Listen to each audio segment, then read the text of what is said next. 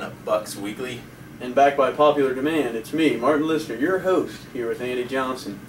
The Bucks had a pretty tough game last Friday with the Bethel Bees. What are some of your thoughts on that? The game was really a tale of two halves. The first half, Covington looked kind of sluggish, just really weren't there, and Bethel was just pounding the football down the field pretty much at will. But in the second half, things changed. Covington started to go with a running attack to the outside, started pitching the ball, going around the corners and using their speed, and they found the end zone, and they did really well in the second half. Bethel wasn't able to respond. Covington's defense locked down on Bethel's offense, did a great job. Covington came out with a hard-fought win. Especially in the fourth quarter, the Bucks defense really buckled down. The secondary played really well. They batted down all the passes that Bethel tried to complete in the fourth quarter. Did a great job with that, Troy Cron and Isaiah Winston especially. And then with the running attack, like we said, bouncing to the outside, but also Alex Basketball ran really hard up the middle. Those holes that weren't there in the first half were there in the second half. So Alex and Trent and everybody else was able to pick up huge chunks of yards in the fourth quarter, which they weren't able to do earlier, and that's really what helped them out big time to get them to that 17-14 win. That was a tough game. You know, we knew going in they had good talent and big, and we got there and see them in person. It's a big football team, so it's a good football team we played, and they had a lot of motivation going into the game. We're playing down on their field. You know, we made mistakes. It was really, I think, a good situation for us all week to look at what we need to work on and get better at, and the kids really responded this week in practice. I'm here with the linebacker with a few questions for them. Dylan, this is your third year now. How has your experience helped you become a better linebacker? Well, when I was a freshman, got hurt with a concussion, and when I was out, Coach Miller Sr.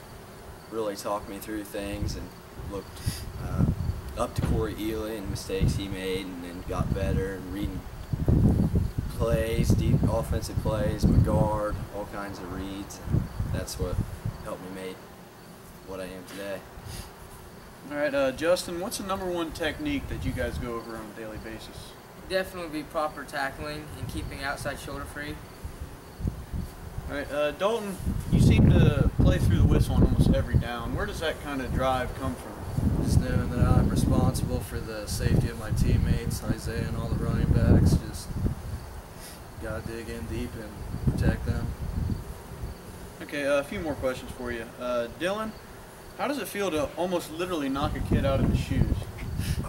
You know, right before it happens, your adrenaline's up. You want to make a game-changing hit, and, you know, get the crowd up. It feels amazing, you know, even though you don't really want to hurt the kid, but you do. It just feels awesome.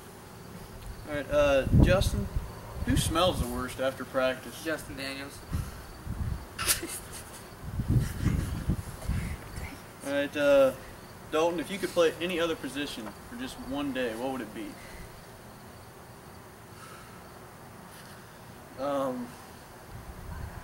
Probably quarterback, Why is that? because I want to be as cool as Isaiah one day. It's a good reason. All right, thanks, guys. So, Andy, Covington Bradford this week, and it's kind of a backyard brawl for us. What are a few expectations that you have of what Bradford's going to throw at us, and what do you think we need to do to win? Well, Bradford's going to come with a lot of speed, so Covington needs to make sure they get to the edge and stop them from picking up those big yards. This is a game that Bradford looks at every single year as the one they want to win, so Covington needs to be ready to play, need to be focused. They need to hang on to the ball, not only with with time of possession, but also with fumbles and things like that. They need to eliminate the penalties.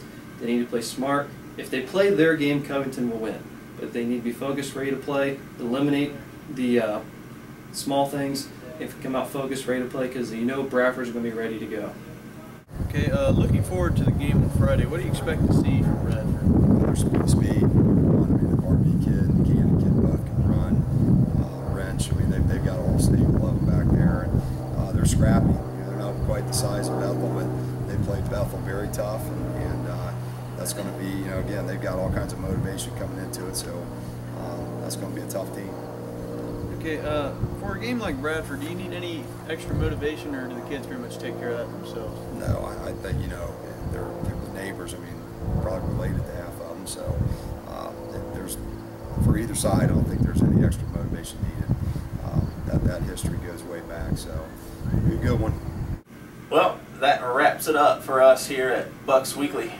And remember, this Friday night, it's Covington and Bradford, 7:15 broadcast, 7:30 kickoff. So for Kyle Moore and Andy Johnson, I'm Martin Listener. We'll see you later. Go Bucks.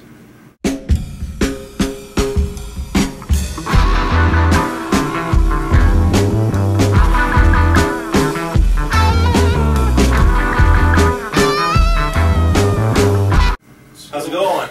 Welcome to week 3 of Bucks Weekly. I'm Kyle Moore, and here's Marty Listener and Andy Johnson. I'm not doing the whole thing. You're supposed to be taking over. I wanted to stop because I was going like this. Oh, I keep me going like this on camera. why not?